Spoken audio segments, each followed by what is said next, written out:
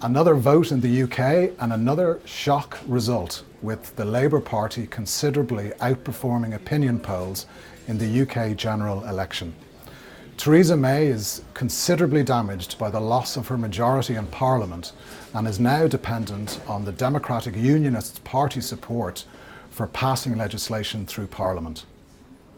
However, the speed at which Prime Minister May has confirmed the support of the DUP and announced some changes to her cabinet sends a clear signal of business as usual, suggesting the government would be ready to commence with Brexit negotiations on schedule on the 19th of June. But there can be no hiding the damaging negotiation position this puts the UK government in. Theresa May called this snap election, arguing that she needed a stronger mandate to allow her greater flexibility in Brexit negotiations going forward. The pound had its largest one-day surge on the 18th of April when Prime Minister May announced the snap election. The failure to get that strong mandate argues for a near-term correction back to the levels prior to the announcement, implying a move back to around 125 versus the dollar. The more neutral speculative pound position in the market will help limit the abruptness of any move. However, there are three factors that suggest the degree of pound selling could diminish at lower levels. Firstly, this election result will be seen as a rejection of hard Brexit.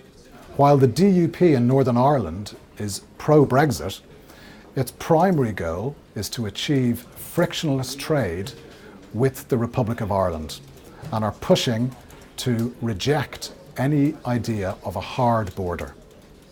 The DUP's influence and London's opposition to the view that no deal is better than a bad deal suggests a greater influence towards achieving a softer Brexit.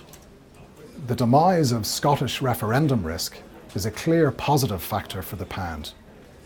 Finally, Jeremy Corbyn and the Labour Party are likely to emphasise the success in the general election was less about Brexit and more about UK voters tiring of fiscal austerity.